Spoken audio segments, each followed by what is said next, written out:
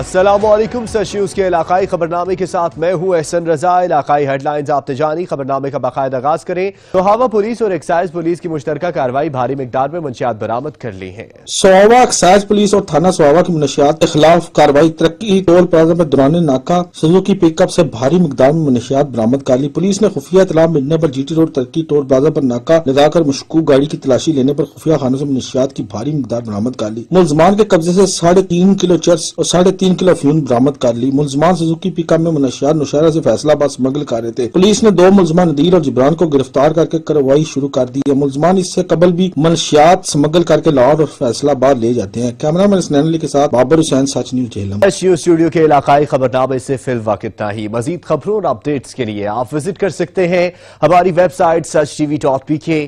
देखते रहिए सच न्यूज़।